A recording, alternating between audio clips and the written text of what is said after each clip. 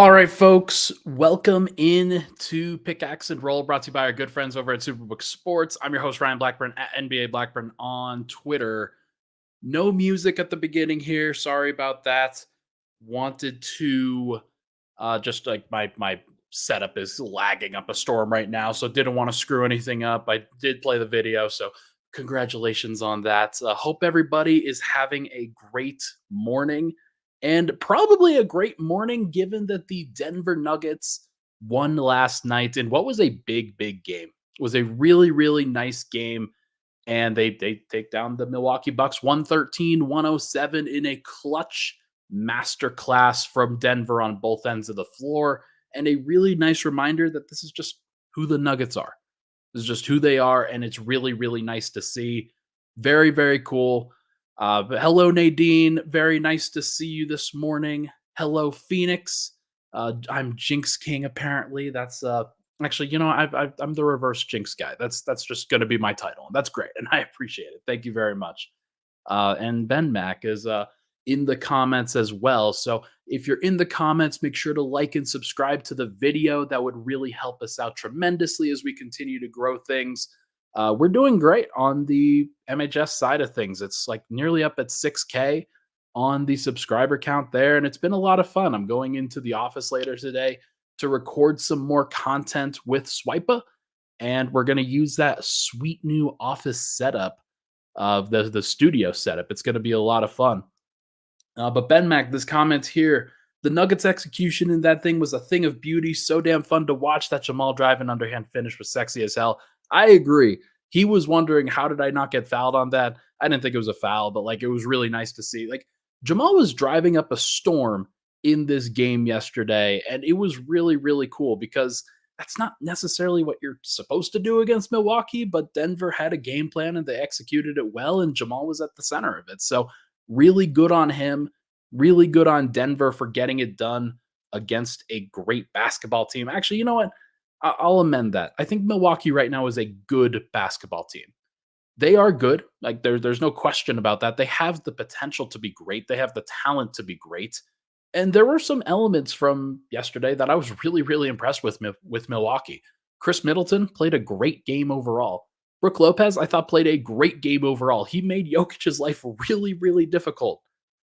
But AG made Giannis's life difficult. Peyton Watson made Giannis's life and Dame's life difficult. KCP doing great things on the defensive end once again. And then Jamal steps up in a big moment like you love to see. So awesome to see from Denver. We'll get into all of it. I want to start with the two big matchups, and then we'll get into the clutch defense in the second segment. Final segment, we'll go over Michael Malone's 400th win and just what he means to this Nuggets organization, especially in contrast to Doc Rivers coaching his first game with the Milwaukee Bucks organization. Really fascinating to see. But yeah, let's get into it. Let's talk about this game. Fun matchup. Obviously, Denver gets out to a pretty slow start last night, and I was a little bit concerned, not necessarily like Denver not really locked in there and giving up some open threes, not necessarily playing with the right pace, doing some dumb things offensively, but they settled down really quickly. And it was the bench that really settled them down, right? Reggie Jackson, I thought, had a great game yesterday. Peyton Watson had a great game. Christian Brown, 6 rebounds, including 2 offensive. He deserves a lot of credit. And then DeAndre Jordan, when he came in, even made some good plays, although he was a negative in the plus minus. Where Denver really won this game was in that first quarter, where Milwaukee had this chance because they're up like 26-13. They did a great job of getting out to a big lead, executing really well. Giannis was getting downhill. Dame was hitting his threes. They were doing a great job. And then Denver came back. And the reason why Denver came back was because Milwaukee brought in their bench, Cam Payne, Pat Connaughton, Jay Crowder, Bobby Portis, guys like that. And Bobby Portis just could not hit anything for the first 3 quarters of this game. And that really allowed Denver, I think, to get back into it because Milwaukee kept force feeding Bobby. He was very aggressive and had the lowest plus minus on the team for a reason, I think. Though just when he was out there, especially when Jokic was out there too, you had Bobby Portis and Giannis, you had Bobby Portis and Brook. A little bit of a different look for Milwaukee than when their starters were out there. Brook Lopez was a +5. Giannis was a -3, but like when he was out there with the starters, their starting lineup was really, really good. Chris Middleton +2 in only 30 minutes. I don't think he was on a minutes restriction or anything like that, but he was great yesterday. And it was interesting to see them kind of not go to that over and over again during the important moments. But no, I was really impressed with the way that Denver bounced back and their bench bounced back because that's just not usually what you see. And then Jamal takes over in that second quarter, and especially to close that second quarter, he was great throughout the game, but there were just these plays over and over and over again where Jamal would drive into the defense and kind of get to that right elbow area and pull up, or maybe it was a turnaround, or maybe it was a floater, or maybe it was something else, but he was getting to his spots in the paint and around the paint and finishing it extremely well.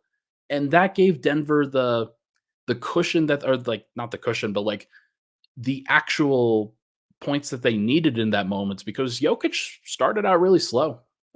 Lopez was doing great. He was shooting the ball really, really well, and he was guarding Jokic really, really well.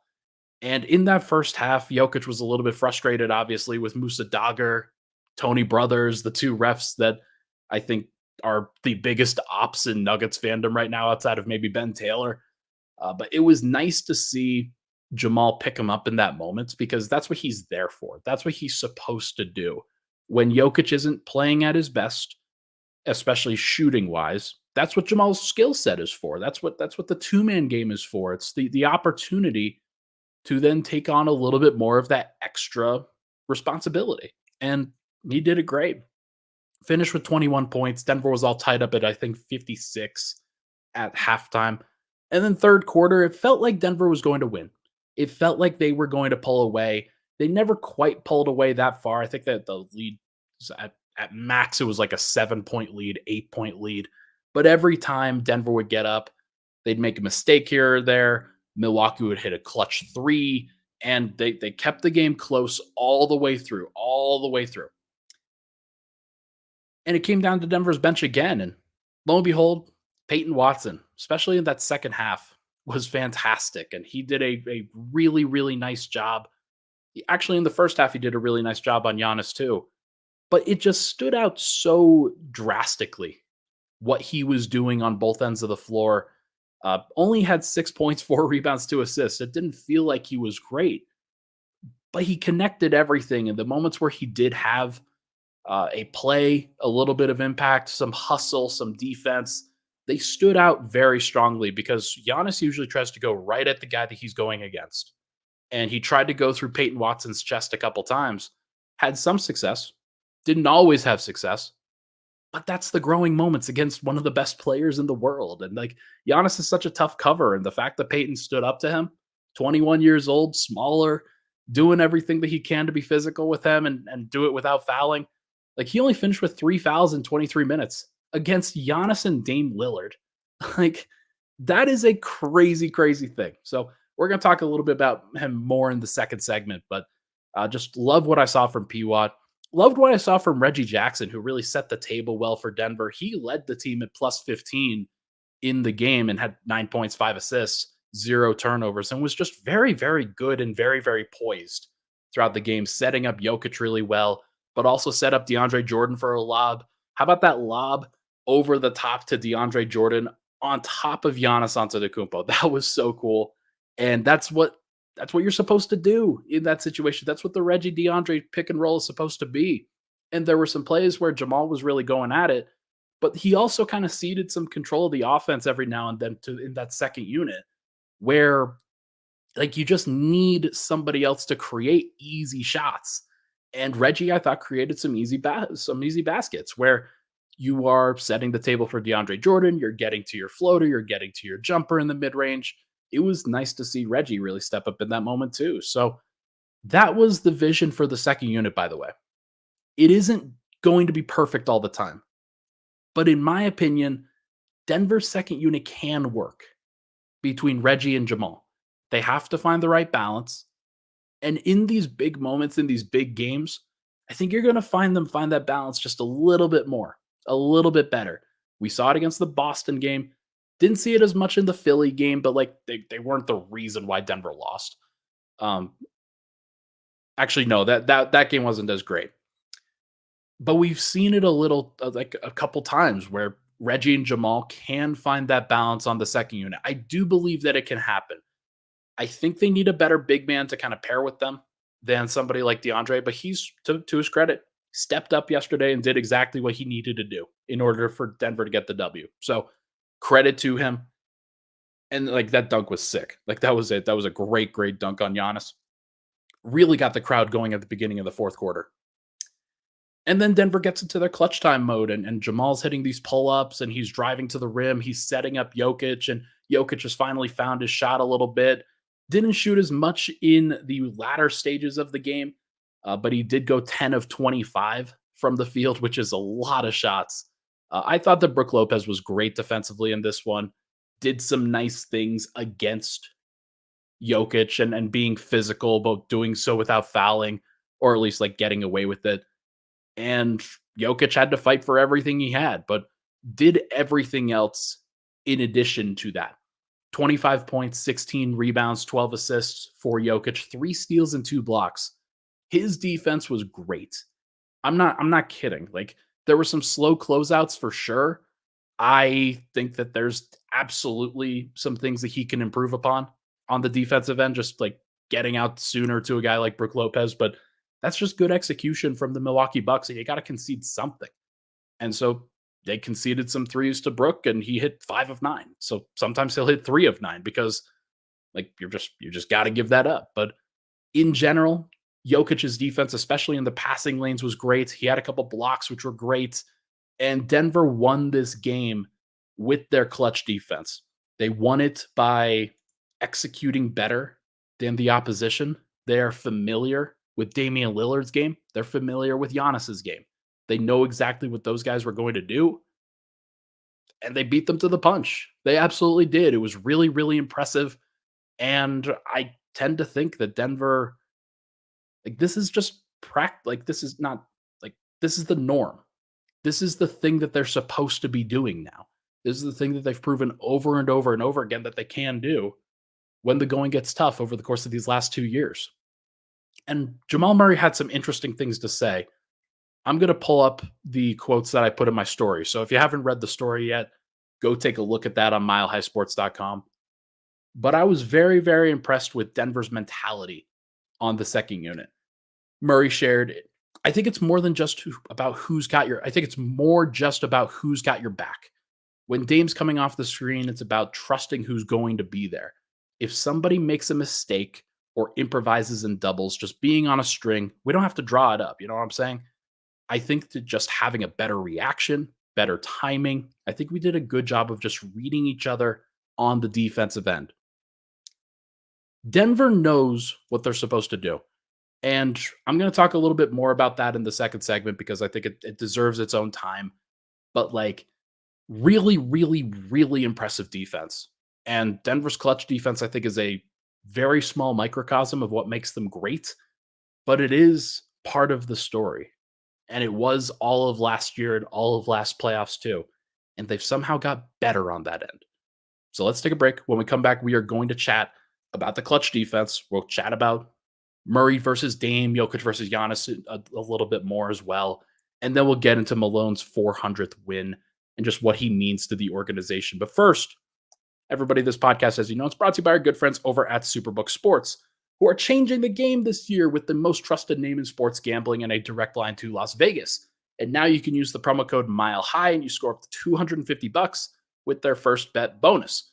Win or lose, Superbook will match your first bet up to $250 with promo code MILEHIGh. Download the Superbook Sports app, enter that promo code, and you'll get $250 courtesy of Superbook Sports. Visit superbook.com for terms and conditions. Gambling problem, call 1-800-GAMBLER. We'll be right back on Pickaxe and Roll.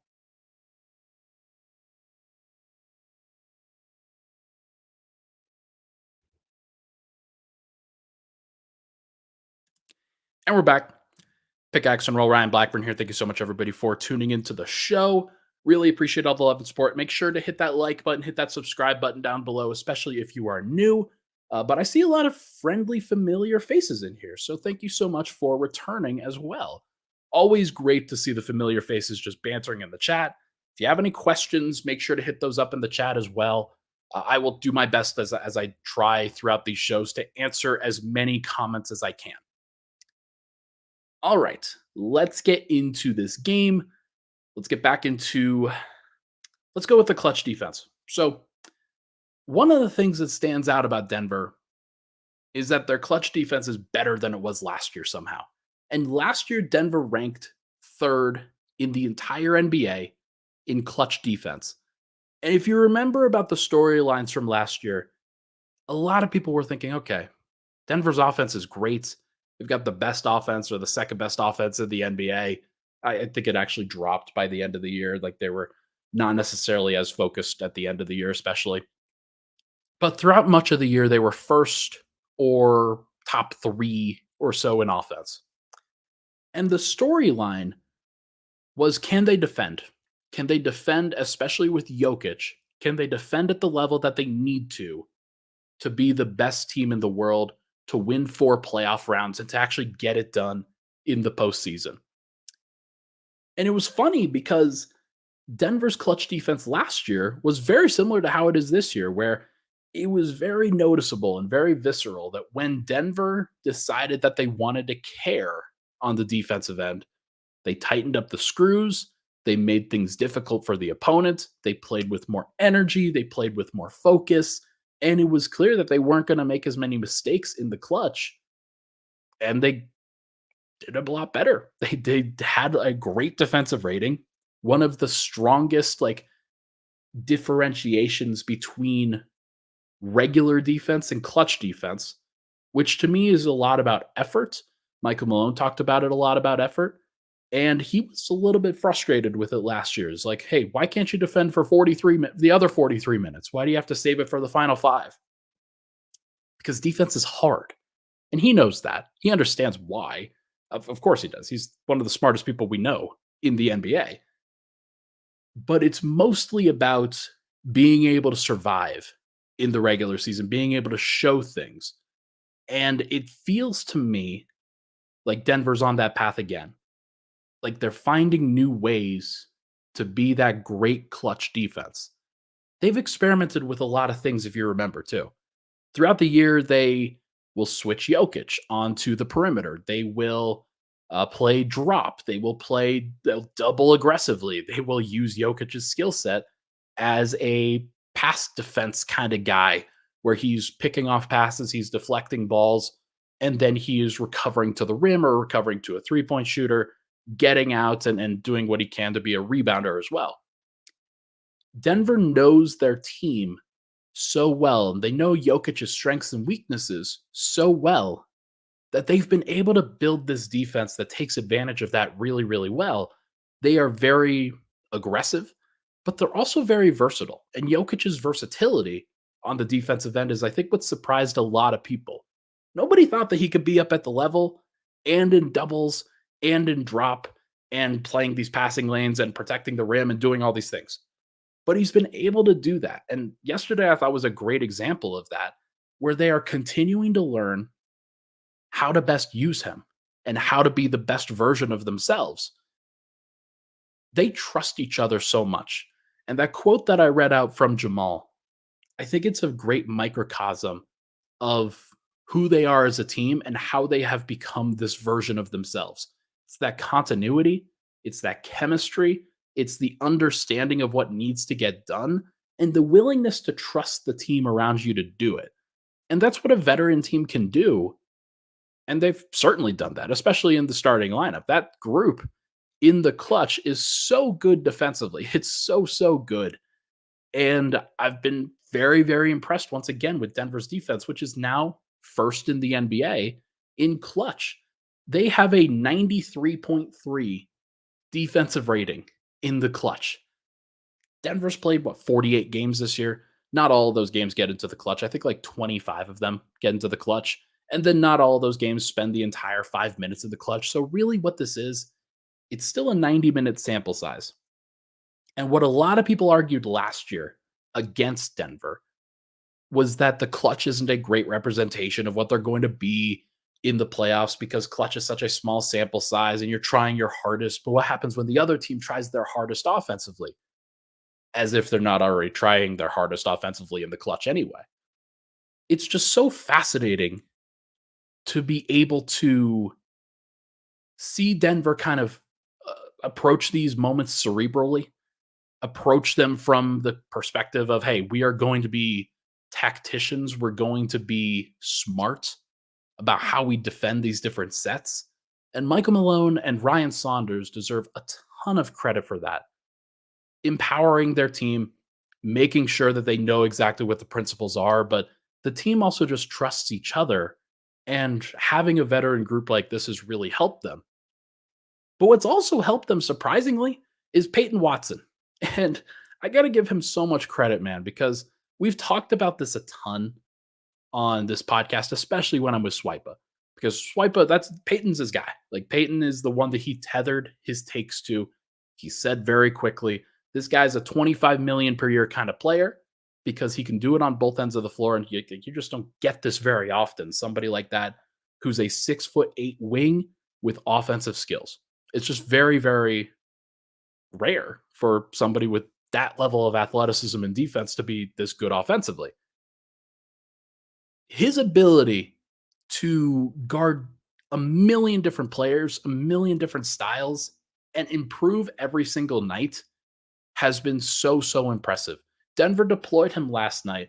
Aaron Gordon picks up 5 fouls with about 5 minutes left to go in the game. And rather than keep him out there, I'm not sure what Denver was ultimately going to try. But I think what they were going to do was try to give, like, hey, let's give him a couple minutes off. Let's make sure that he doesn't pick up that sixth foul with like 4 minutes to go, and then you got to play the final 4 minutes with Peyton on the floor. They decided, hey, we're going to get Aaron Gordon a break, and we're going to bring Peyton Watson in. He immediately makes a defensive play, blitzing Chris Middleton in the Middleton Giannis pick and roll, bothers him, and does a great job of being physical, a great job of taking away airspace and being a smart defensive player. Then he comes back in and he forces a travel on Giannis in like transition. Giannis is doing the thing where he loads up and absolutely is going to go on a runway to like drive through your chest and get to the rim. And Peyton baits him into it. Peyton says, you know what? I will let you drive into me. I'll let you drive into me so hard that I'm not even going to be there. I'm going to pull the chair. Usually you see that in the post. Peyton did it on a drive. Peyton did it on a drive in the clutch. And I know that that game was already kind of decided by that point, but that basically was the cherry on top, where you have this smart defensive possession from your 21-year-old, basically rookie. It was like, you know what? I'm just going to try something. And he absolutely succeeded. His ability to guard and his ability to be deployed at the shooting guard, small forward, and power forward spots is so important for Denver. They've tried these different lineups where he's at the 2, 3, and 4. Sometimes Michael Porter's out there, and then I in my rotation charts, I have it as Michael Porter playing the 2. It's actually Peyton Watson at the 2.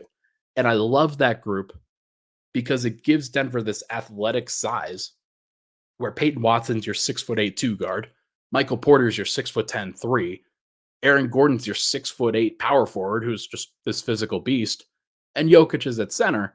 Like there's so many targets, so many guys for Jokic to go to, for Murray to go to in these moments where as long as Peyton can shoot a little bit, as long as he's in the right place offensively, that should be a great defensive look and just a little bit of a different wrinkle than having KCP out there, who's 6'5", who's one of your best perimeter defenders, maybe your best perimeter defender, obviously, but is a little bit smaller and more technical. Whereas Peyton Watson can just like overwhelm somebody on the perimeter with being 6'8" and having a 7-foot wingspan and that level of athleticism. He's been great. And it's that flexibility that Denver has, where they can just introduce this extra weapon into their normal starting 5, deploy him in these different ways, kind of like Bruce Brown. and be willing to live with the results. This is such great experience for a guy like Peyton. And I have zero doubt now, just zero. I've seen enough. I have zero doubt that Peyton Watson will close a playoff game for Denver and be the difference maker in a playoff series. I don't know which series it's going to be. I don't know which play he's going to make. I don't know which guy he's going to guard. It could be any of them. You know who it could be? Shai Gilgeous-Alexander. You know who it could be? Anthony Edwards. But it could also be Jalen Williams on OKC. It could also be Karl Anthony Towns on Minnesota. And him having that physicality and that versatility gives Denver these options where they can deploy him in the smartest ways possible. And because the rest of the starters are so smart and so versatile and so talented, they can make it work regardless. They can simplify the game for Peyton. And that's what having a veteran team means to me.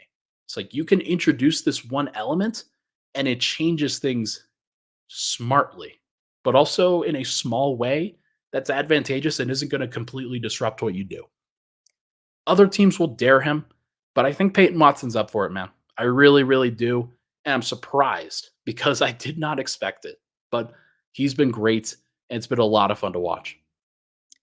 Let's take a break. When we come back, we're going to chat Malone's 400th win, chat a little bit about the Bucks, and we'll circle back to Murray versus Dame and Jokic versus Giannis for sure.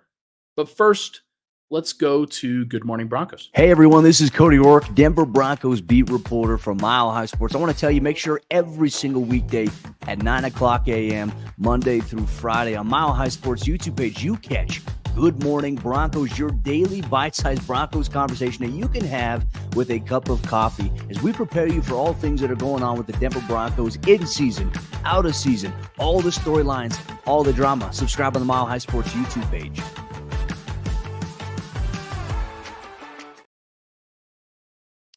Good Morning Broncos taking a little bit of a break here, but it is going to be fun to see what Cody continues to do. I'm curious to see just where the Broncos go.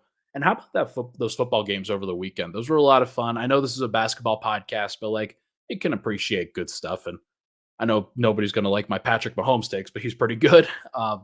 And then that should be a fun Super Bowl for sure in a couple weeks. So looking forward to that. But we've got basketball. We're going to talk basketball here. And I'm very excited for Michael Malone. 400th win for Denver's greatest coach in NBA in franchise history. That's what Malone is going to be. And his ability to continue to get the best out of everybody and to keep the locker room together and to keep everybody motivated on the things that matter is really, really underrated.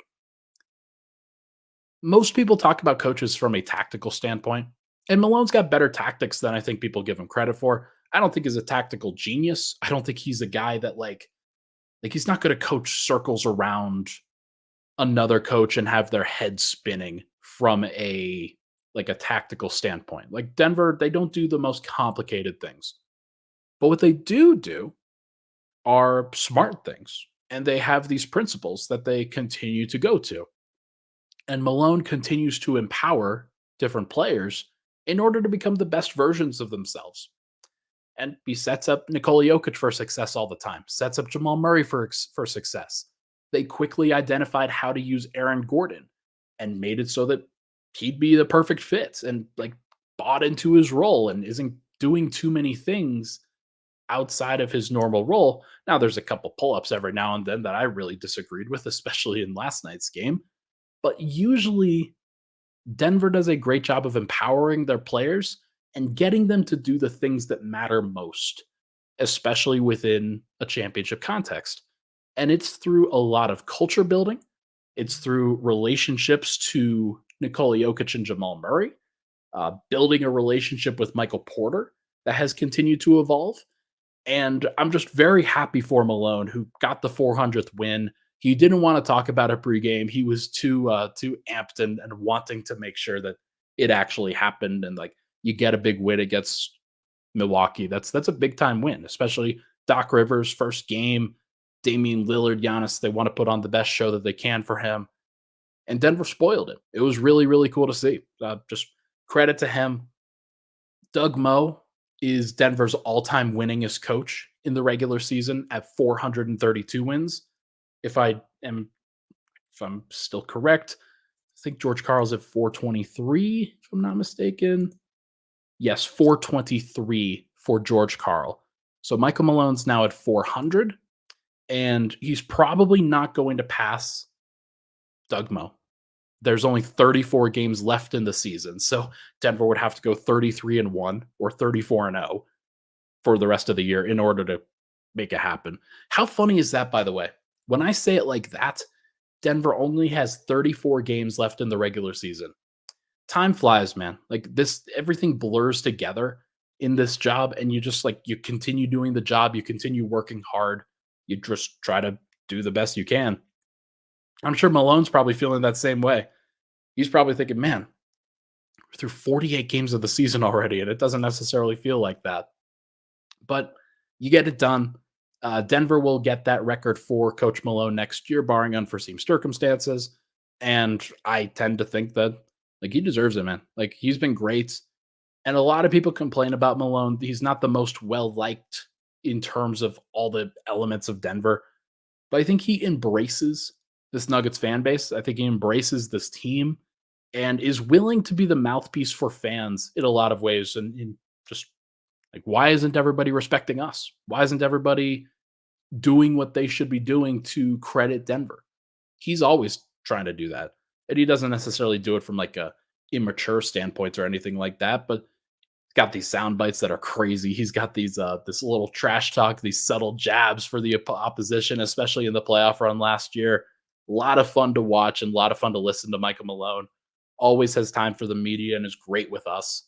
And it's just a very, very nice time for him to be the coach of the Nuggets and to really connect with his stars. And he credited his stars last night. Like this wasn't just a coaching record. This was a, hey, Nikola Jokic is awesome. Jamal Murray is awesome kind of record, and really, really benefiting obviously from talent on the floor, which every coach will say. So important stuff and just awesome to see from Denver. It was also Doc Rivers' first game, as I mentioned, and I'm impressed with Milwaukee. I think that there are still some things that they have to do. Like Malik Beasley was their defensive stopper last night, and like I actually liked it better when Jay Crowder was out there on Jamal Murray. I thought that he was a better defensive player and did smarter stuff against Jamal and was more physical and just a better defender in general than Malik. I think that Milwaukee needs another perimeter defender, somebody that they could trust, somebody that they could throw out there in the starting lineup. Not sure if they're going to find that in the or in this stuff, but it should be very, very interesting to see what Milwaukee can do because their other four guys, Dame, Giannis, Chris Middleton, Brook Lopez, all of those guys were like I believe in them as really, really talented, really, really good players that can solve problems. Like they're going to be a very, very interesting team to watch at the trade deadline because if they get the right guy that they need, they're going to be pretty good. Like I think I ranked them. So in the alley by yesterday, I recorded a video that had the top contenders in the NBA, the teams most likely to win a championship in my mind. Denver was one, Boston was two, and Milwaukee was three because I believe in Dame and Giannis finding ways to get it done. And Chris Middleton, like as long as he's healthy, like that dude was really, really impressive last night. Doc Rivers is going to be like he's going to be in a pretty good position to succeed. I think he's got to get them to play the right way. He's got to find other guys off the bench. Like Bobby Portis can't be going 2 of 13 for them. They've got to find guys that can give them more consistency off the bench.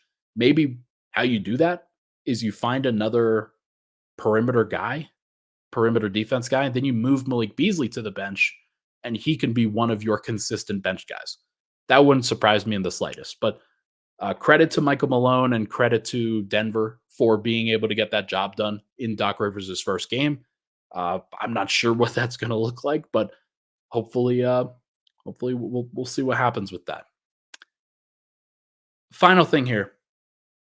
The Murray versus Dame and Jokic versus Giannis matchups. I haven't spent too much time on that.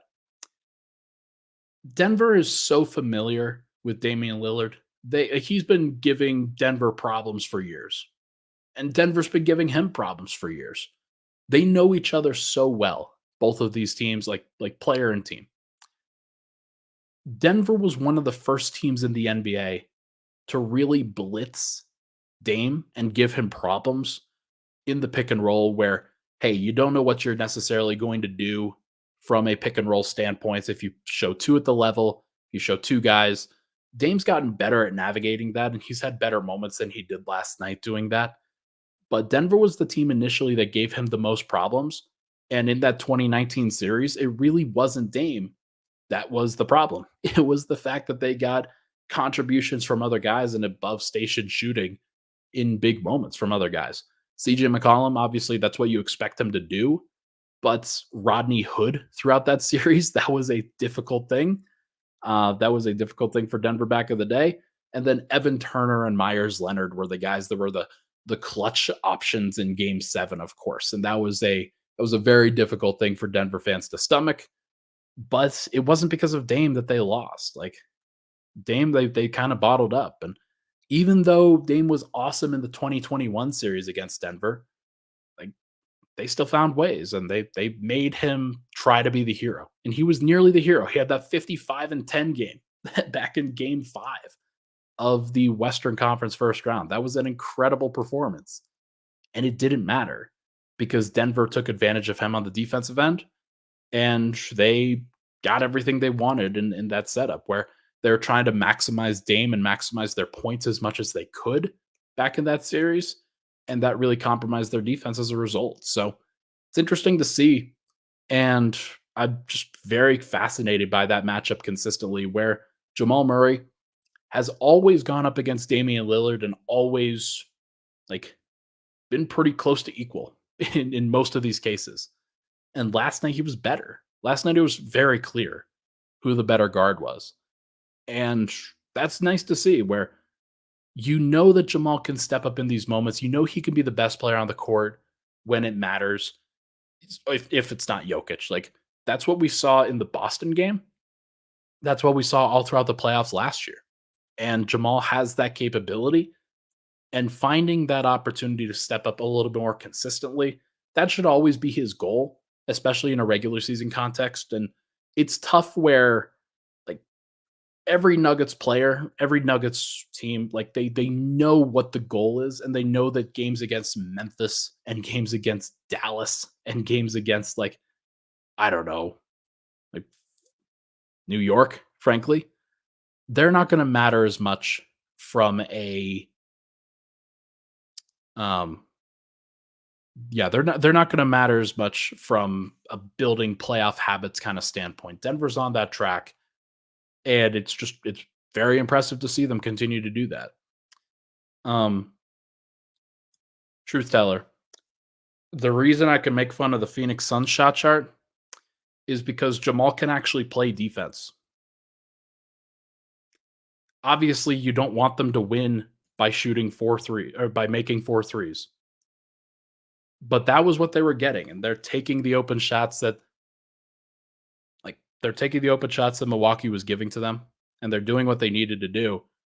Obviously, it wasn't Denver's best run last game, but you could also put it for on Jokic for being 10 of 25. You do not have to blame Murray for going 13 of 22. Blame Jokic. He was the guy that if you're going to blame anybody for the shooting efficiency yesterday, don't blame the guy that was shooting above 60%. Like, what are we doing? Come on. Um, but look, Denver is going to be just fine. And the Jokic versus Giannis battle is the other thing I want to wrap up with. That is what the Embiid battle was supposed to be. The Jokic versus Embiid matchup was supposed to be what we got from Jokic versus Giannis. Two guys going at each other, being very competitive, doing everything they can to win, not necessarily going to be pretty all the time, not necessarily going to be great. The shooting efficiency, like I just mentioned, it wasn't good. But the most important thing that Denver did was compete and battle and make it hard for a guy like Giannis. And Giannis, like to his credit, really took it back to like he was doing everything that he could to battle back against Denver, whether it was Aaron Gordon or Peyton Watson or Nikola Jokic or anybody that he was matched up with. He was going to the rim, he was playing hard. And Denver, they absolutely figured it out.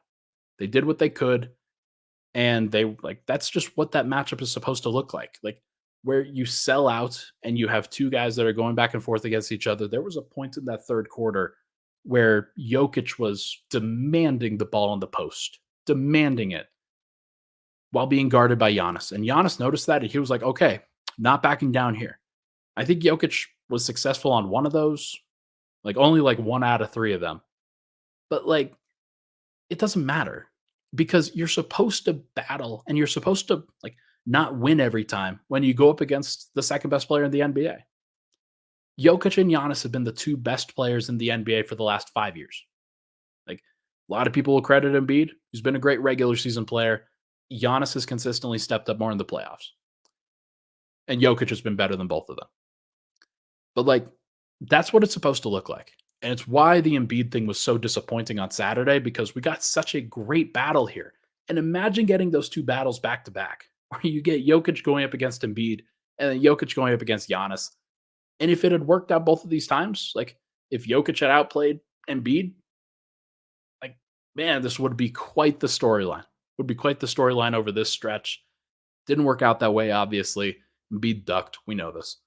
But like, I'm very, very impressed with the mentality that Jokic brought to last night's game and how much respect he has for Giannis. Like he respects that dude and the way that he competes and the way that he fights. And like that's just how it's supposed to be. That's what Rivals Week was supposed to be this last week. And it's just so frustrating. I know all Nuggets fans are very frustrated too. But look, this is what the best players do. This is how they feel. This is what the games are supposed to be like. And I am very, very impressed with the way the Jokic and Denver handled this. Murray and Denver handled this.